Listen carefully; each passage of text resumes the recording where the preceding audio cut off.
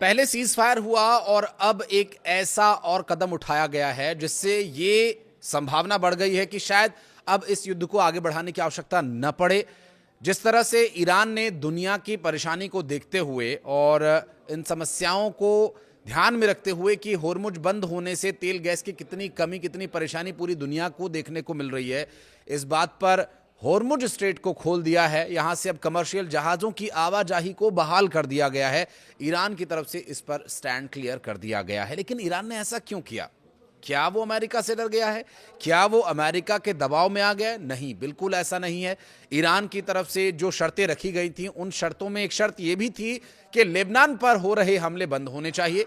Lebanon के खिलाफ जो इजराइल कार्रवाई कर रहा है उस पर रोक लगनी चाहिए, अर्थात सीज फायर मुकम्मल होते ही ईरान ने अपनी बात पर होने का एक और उदाहरण पेश किया। ईरान की तरफ से यह दावा जो किया जा रहा था कि लेबनान पर हो रहे हमलों को रोका जाए तो होर्मुज स्ट्रेट पर कुछ बात बन सकती है, और कुछ हुआ भी वैसा ही।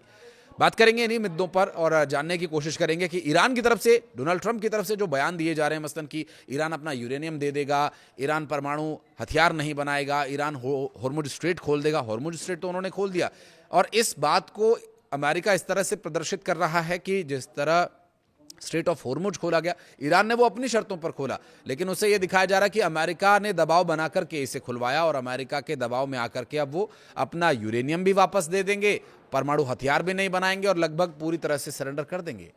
नमस्कार, मैं हूं आशीष त्रिपाठी आपके साथ, और अब इन्हीं मुद्दों पर हम बात करेंगे, जिसमें सबसे पहले और एक बड़ी खबर तो ये आ रही है कि स्ट्रेट ऑफ होर्मुज खुल जाने की वजह से जितने भी कमर्शियल जहाज वहां से गुजरने वाले हैं उन्हें राहत हो गई है। उन देशों के लिए एक बड़ी राहत है जहां पर तेल गैस की सप्लाई की समस्या हो रही थी। स्ट्रेट ऑफ होर्मुज के खुल जाने की वजह से पूरी दुनिया में, भारत समेत पूरी दुनिया में तेल और गैस की ईंधन आपूर्ति की समस्या का निदान हो चुका है।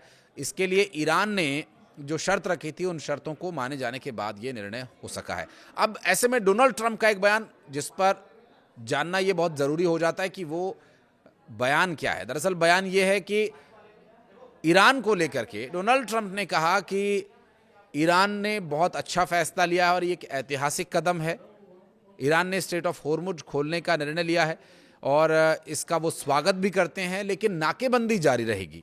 और एक बार फिर इस नाकेबंदी जारी रहेगी की लाइन से आप अंदाज़ा लगा सकते हैं कि जो ईरान ने किया उस बात से अमेरिका संतुष्ट तो है, लेकिन वो पूरी दुनिया में ये दिखाना चाह रहा है कि हम संतुष्ट ज़रूर हुए हैं, लेकिन युद्ध की स्थिति को अभी बनाए रखेंगे। ये एक तरह का एक कूटनीतिक दबाव बनाने की कोशिश के तौर पर अब देखा जा रहा है, जबकि ईरान का स्टैंड यहाँ जान लेना बहुत ज़रूरी होता है। ईरान ने बहुत स्पष्ट शब्दों में कह दिया था कि हमें इस बात से कोई फ़र्क नहीं पड़ता कौन क्या करता है, लेकिन हमारी शर्तें जो हैं अगर उन्हें माना जाता है तो फिर हम भी कुछ सोचने के बारे में सकारात्मक कदम उठाएंगे। और उन्होंने सोचा भी और किया भी स्ट्रेट ऑफ होर्मुज खोल करके। इसके बाद एक और बड़ी बात ये सामने आती है कि यूरेनियम को लेकर के जो डोनाल्ड ट्रंप का बयान सामने आया। यूरेनियम दरअसल एक ऐसा पदार्थ है जो कि परमाणु ऊर्जा के लिए बहुत ज़रूरी है। अब आप उससे विध्वंसक बॉम्ब्स बनाएं या फिर देश की तरक्की और खुशहाली के लिए बनाए जाने वाली बिजली में उसका इस्तेमाल करें, तो ऐसे यूरेनियम को अमेरिका ईरान से ले लेना चाहता है, जिससे कि वो परमाणु हथियार ना बना ले और कहीं वो इजराइल के खिलाफ या अन्य देशों के खिलाफ इस्तेमाल ना कर ले। चूंकि ईरान के साथ जो कुछ अमेरिका और इजराइल ने किया, जाहिर है अगर उसके पास परमाणु हथियार होते तो शायद इस हद तक लड़ाई न बढ़ती, क्योंकि अमेरिका इजराइल दोनों ही परमाणु संपन्न देश हैं। अब ईरान भी यदि परमाणु संपन्न देश हो जाएगा तो टक्कर लगभग बराबरी की होगी, और ऐसी परिस्थितियों में अमेरिका और इजराइल कमज़ोर पड़ सकते थे। हालांकि अब भी क्या स्थिति बहुत ज़्यादा ताकत की नहीं है, लेकिन एक दबाव बनाने में ज़रूर उन्होंने प्रयास किया। अब इस वक्त यूरेनियम को लेकर के ईरान का कोई भी जवाब, कोई भी बयान ऐसा सामने नहीं आया जिससे ये पता चले कि ईरान अपना यूरेनियम उन्हें वापस दे देने वाला है या वो अपने आने वाले समय में परमाणु हथियारों पर काम नहीं करेगा। क्योंकि इस वक्त देखिए, युद्ध से अमेरिका की कमर पूरी तरह से टूट चुकी है। इजराइल के पास सैनिकों की भारी कमी है। वहाँ के सैन्य अधिकारी, वहाँ की सरकार के कई बड़े पदों पर बैठे लोग तिलमिलाए हुए हैं कि करें तो क्या करें। रह रहकर लेबनान पर, हिजबुल्लाह के ठिकानों पर वो हमले कर रहे थे, जिसका जवाब भी उन्हें माकूल तरीके से दिया जा रहा था, और इस बात से वो और तिलमिलाकर और परेशान होकर कुछ सॉल्यूशन चाहते थे, क्योंकि स्ट्रेट ऑफ होर्मुज नहीं खुल पाने की वजह से एक बहुत बड़ी समस्या हो रही थी। और स्ट्रेट ऑफ होर्मुज खोले जाने के पीछे सिर्फ अमेरिका या इजराइल के दबाव को अगर असल वजह माना जाए तो ये पूरी तरह से ठीक नहीं होगा। दरअसल ईरान के दोस्तों में शुमार चाइना की वजह से भी ये बड़ा कदम उठाया गया है। आप सोचकर ये जानकर ज़्यादा हैरान नहीं होंगे, क्योंकि ईरान को काफ़ी परेशानी हो रही थी इस बात से कि जिस तरह से वहाँ नाकेबंदी अमेरिका ने की, उनके कमर्शियल जहाज़ों की आवाजाही को रोकने का प्रयास किया। देखिए, ईरान में युद्ध की वजह से परेशानियां तो हैं, वहाँ की जो आय है पूरी तरह से ठप कर दी गई थी और ये जो एकमात्र आय का जरिया बचा हुआ था। तो ईरान ने यहाँ पर थोड़ी समझदारी से निर्णय लिया और स्ट्रेट ऑफ होर्मुज खोला गया है, कमर्शियल जहाज़ों की आवाजाही बढ़ेगी तो ईरान थोड़ा समृद्ध होगा, कुछ आय होगी तो देश में युद्ध की वजह से हुए नुकसान की भरपाई हो सकेगी और आगे यदि युद्ध के हालात बने रहते हैं तो वो युद्ध के लिए भी खुद को तैयार कर पाएंगे, इसलिए भी ये ज़रूरी था। जैसा कि अमेरिका ने एक समझदारी भरा फैसला ये अमेरिका ने अपने लिए समझदारी भरा फैसला ये लिया कि पहले उन्होंने सीज फायर किया, जो फंसे हुए जहाज़ थे अपने वहाँ से निकलवाए और एक तरह से टोह ली गई, कहाँ माइंस हो सकते हैं, क्या परिस्थितियाँ हो सकती हैं। लेकिन अब सोचने वाली बात यह है कि अमेरिका जिसके पास तेल और गैस का इतना भंडार है, तेल और गैस के लिए डिपेंडेंसी जैसी सिचुएशन नहीं है, तो फिर वो स्ट्रेट ऑफ होर्मुज पर इतना जोर क्यों दे रहा है, क्यों उसकी सांसें यहाँ पर अटकी हुई हैं, इस पर भी बात करेंगे। वो दो महत्वपूर्ण बिंदु आपको बताएंगे जिसकी वजह से अमेरिका को ये स्ट्रेट ऑफ होर्मुज खुलवाना ही था किसी भी कीमत पर, चाहे उसे युद्ध से पीछे ही क्यों ना हटना पड़ता, और लगभग हटा है। सीज फायर किया गया है और या तैयारी के लिए समय लिया है, जो भी कारण हो, लेकिन दो बहुत बड़ी बातें हैं जो ईरान के हाथ में अमेरिका की वो कमज़ोर नसें थीं। ये जो होर्मुज है, होर्मुज का जो पूरा इलाका है, स्ट्रेट ऑफ होर्मुज जिसे कहा जाता है, यहाँ पर कुओं से कच्चे तेल निकाले जाते हैं और उसका परिवहन किया जाता है। और ये जो रिफाइनरीज़ हैं, जो पेट्रोल, डीजल और बहुत सारा कई अलग अलग पेट्रोलियम पदार्थ निकाले जाते हैं, उसमें से एक और महत्वपूर्ण पदार्थ निकलता है जिसे हम सल्फर कहते हैं। सल्फर से बनता है सल्फ्यूरिक एसिड और सल्फ्यूरिक एसिड से बनती हैं सेमीकंडक्टर हाई क्वालिटी चिप्स, और ये चिप्स इस्तेमाल होते हैं सुपर कंप्यूटर्स में, मिसाइल्स में, ड्रोन्स में, फाइटर जेट्स में, आर्टिफिशियल इंटेलिजेंस में और ऐसी ही टेक्निकल आइटम्स जैसे कि रडार। इस तरह के जो चिप्स पर चलने वाले हाई क्वालिटी इक्विपमेंट्स हैं, वो चाहे देश की तरक्की के लिए इस्तेमाल हो या फिर किसी दूसरे देश को विध्वंस करने के लिए इस्तेमाल हो, हथियार बनाने के लिए इस्तेमाल हो, ये दोनों ही परिस्थितियों में अमेरिका को ये चिप्स, ये सेमीकंडक्टर्स चाहिए होते हैं।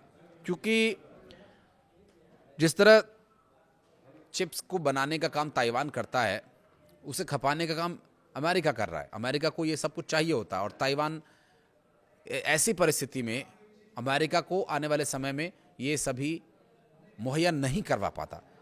तो स्ट्रेट ऑफ होर्मुज जब खुला है तो अमेरिका को थोड़ी सांस आई है कि वो अपने उन हथियारों, उन AI, artificial intelligence, missile, radar और कंप्यूटर बनाने का, क्योंकि ज़्यादातर जो टेक्नोलॉजी का काम है वो इन चिप्स के माध्यम से ही होता है। तो इसकी वजह से एक नस तो ये दबी हुई थी अमेरिका की, दूसरी नस ये दबी हुई थी कि ताइवान जो एलएनजी जैसी प्राकृतिक गैस का इस्तेमाल करके बिजली बनाता है और एलएनजी की सप्लाई बाधित हो जाने की वजह से ताइवान में बिजली की समस्या उत्पन्न हो सकती थी।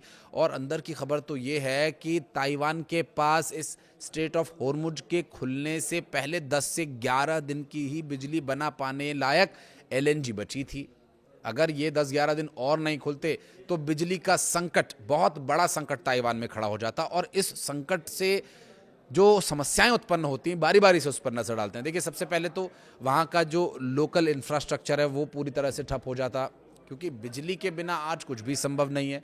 आपके हाथ में जो मोबाइल रहता है, एक मोबाइल फ़ोन चलाने के लिए भी आपको उसे चार्ज करना पड़ता है और उसे चार्ज करने के लिए जुगाड़ तो बहुत हैं, लेकिन नियंत्रित तरीके से, सुगम तरीके से बिजली ही चाहिए।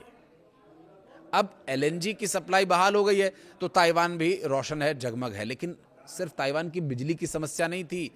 अमेरिका को ताइवान में बिजली आ रही है नहीं आ रही उससे फर्क नहीं पड़ता। ताइवान में बन रही उन चिप्स को लेकर के, क्योंकि चिप का दुनिया में सबसे बड़ा जो मेकर है वो ताइवान ही है, और इस वक्त अमेरिका को एक बड़ी मात्रा में वो सप्लाई भी कर रहा है। दरअसल बिजली का संकट उत्पन्न होने से बिजली जाती तो फिर कंपनी फैक्ट्रीज कैसे चलाती, चिप्स मैन्युफैक्चरिंग में बड़ी समस्या हो जाती, और ये चिप्स मैन्युफैक्चरिंग अगर नहीं होती तो फिर अमेरिका को वो क्या सप्लाई करते।